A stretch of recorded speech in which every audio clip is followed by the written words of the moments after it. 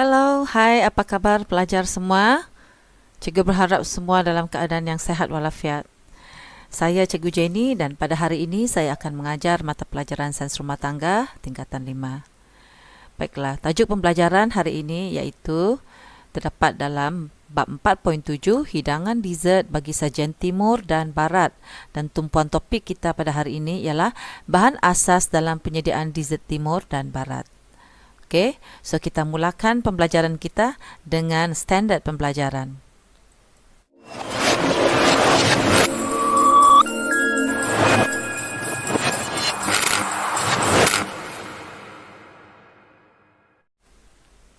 Baik, standard pembelajaran kita pada hari ini ialah mengenal pasti bahan serta kaedah memasak yang sesuai bagi penyediaan dessert. Baiklah, jadi ada 15 bahan-bahan asas dalam penyediaan dessert timur dan barat yang kita akan belajar pada hari ini, iaitu terdiri daripada kelapa, ubi-ubian, biji saga, gula melaka, tepung beras, tepung pulut, tepung gandum, susu, krim keju, krim segar, gula, mentega, telur, gelatin dan buah-buahan. Baiklah, bahan asas yang pertama iaitu kelapa. Kelapa digunakan dalam bentuk kelapa parut dan santan. Santan ialah sumber cecair bagi penyediaan dessert tempatan dan mempunyai rasa berlemak. Okey, ini adalah gambar raja kelapa. Mungkin ada pelajar yang belum pernah melihat kelapa. Okey, so ini adalah kelapa. Okey. Alright, seterusnya kelapa parut pula digunakan sebagai inti kuih, iaitu seperti ketayap, dan juga sebagai saduran kuih seperti kuih onde-onde. Okey, so ini adalah kuih ketayap dan ini pula adalah onde-onde ataupun ada orang panggil kuih buah Melaka. Okey, alright. Seterusnya, bahan asas yang seterusnya ubi-ubian. Okey, jadi kalau kamu melihat gambar raja di sini terdapat 3 jenis ubi. Okey, jadi kita tengok yang pertama iaitu ubi keledek. Ubi keledek boleh dibuat kuih keria dan cekmek molek. Okey, jadi gambar raja yang paling bawah ini kuih keria. Yang seterusnya ini ialah cekmek molek. Seterusnya, ubi keladi pula boleh dijadikan kuih serikaya keladi. Okey, ini gambar raja tengah-tengah ialah ubi keladi. Okey, dan ini adalah kuih serikaya keladi yang boleh dibuat daripada ubi keladi. Okey, jadi yang terakhir ni, yang ketiga, ubi kayu boleh dibuat bingka ubi dan lepat ubi.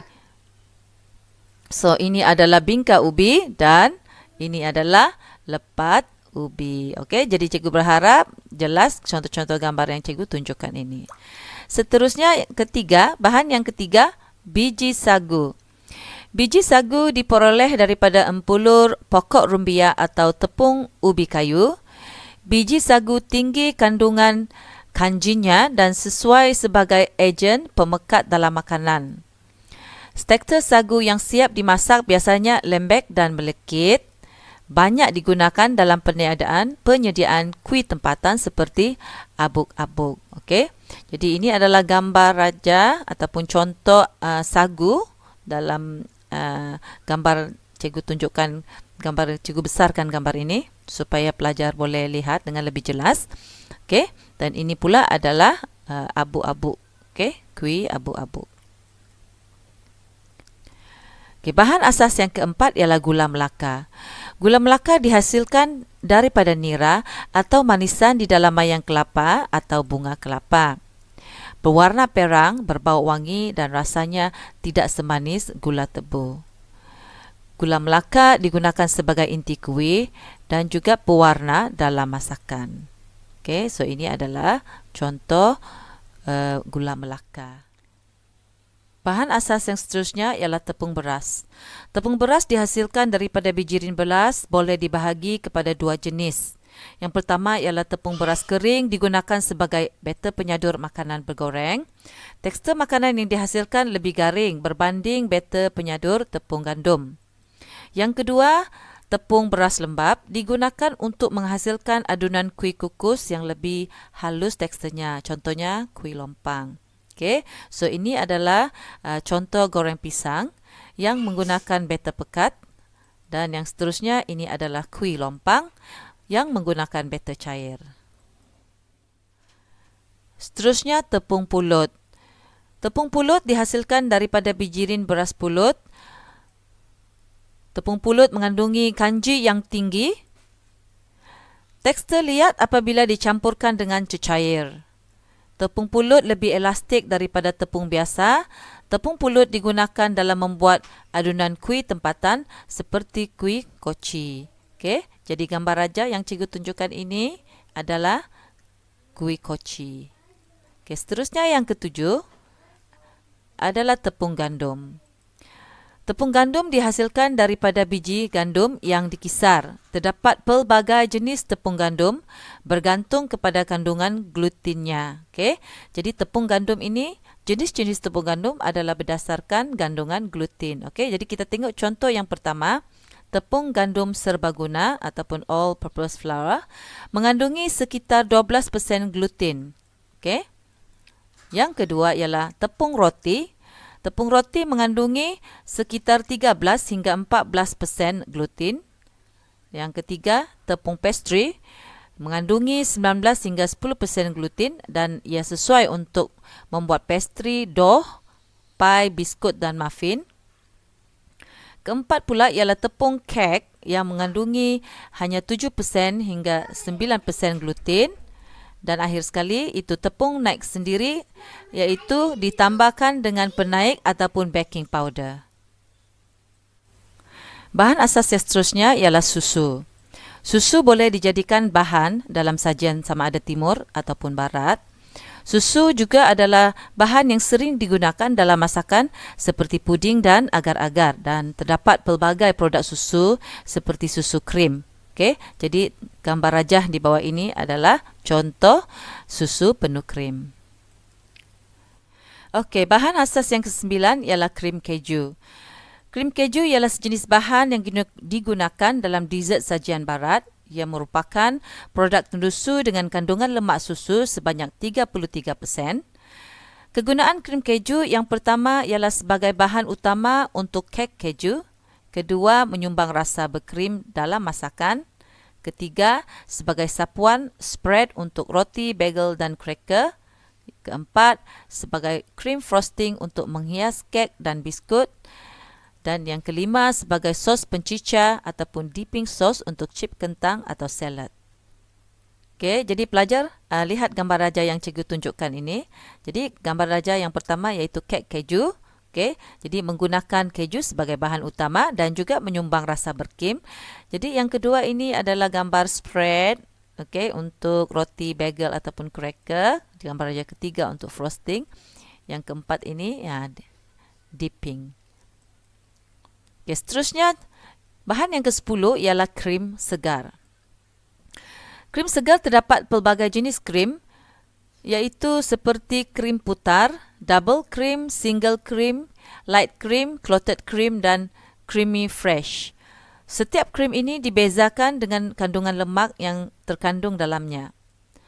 Fungsi krim dalam masakan dessert adalah sebagai bahan makanan yang menyumbang rasa lemak dan berkrim dalam hidangan dan sebagai bahan hiasan.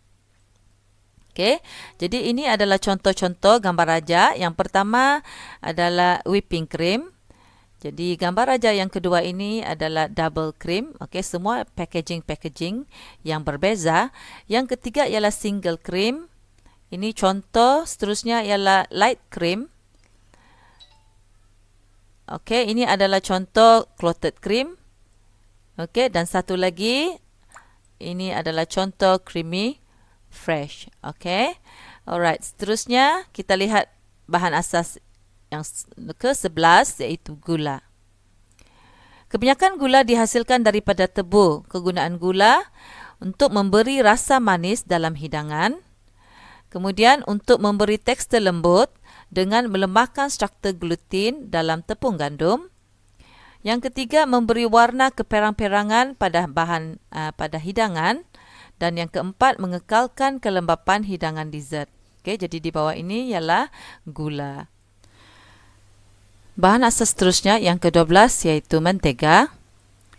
Mentega merupakan campuran krim susu yang mengandungi 30% hingga 45% lemak susu.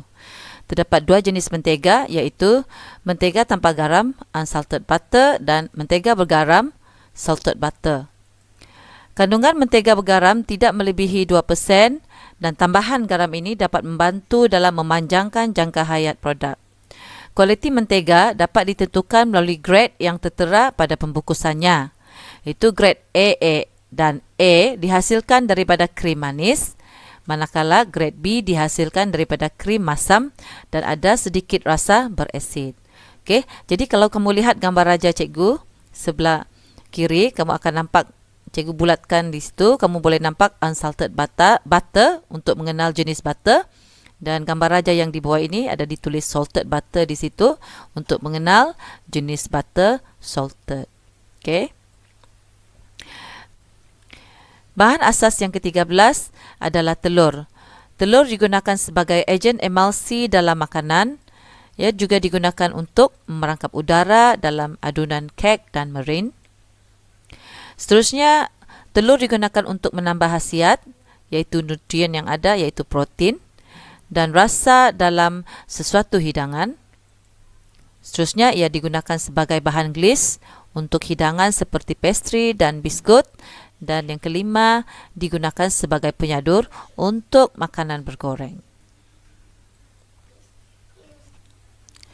Bahan asas yang ke-14 ialah gelatin. Gelatin merupakan bahan yang berasal daripada kolagen haiwan. Gelatin boleh diperoleh dalam bentuk kepingan, granul dan serbuk. Penggunaan gelatin dalam makanan bertujuan memberikan tekstur kenyal seperti gel ataupun gelling agent. Gelatin segera ataupun instant boleh terus dimasukkan ke dalam makanan, manakala bentuk yang lain perlu direndam dalam air terlebih dahulu. Jadi gambar raja yang cikgu tunjukkan di bawah ini adalah contoh bagi gelatin. Okey, terdapat banyak lagi jenama ataupun jenis gelatin, so ini adalah salah satu daripadanya. Bahan asas yang seterusnya ialah buah-buahan. Buah-buahan merupakan sumber dessert yang menyegarkan dan mudah untuk dihidangkan pada bila-bila masa dan boleh menjadikan dessert yang menarik dan berkhasiat. Buah-buahan ialah sumber vitamin dan serat. Buah-buahan juga berguna untuk membantu dalam pelawasan. Dan salah satu cara terbaik untuk menambah jumlah buah-buahan dalam hidangan harian ialah dengan cara menghidangkannya sebagai iringan, hidangan atau dijadikan jus. Antara buah-buahan yang biasa dihidang adalah seperti pisang, nenas, mangga, nangka, tembikai, betik dan laici. Jadi, di bawah ini adalah contoh-contoh buah-buahan yang sering kita lihat, yang sering kita makan, yang terdapat di pasaran, terutamanya di negara kita. Okey, baiklah, pembelajaran kita sampai di sini saja. Cikgu berharap pelajar semua dapat memahami apa yang cikgu sudah sampaikan. So, stay safe and stay healthy, dan jangan lupa like dan subscribe channel cikgu untuk mendapatkan lagi banyak video-video PDPC yang menarik. Jumpa lagi. Bye.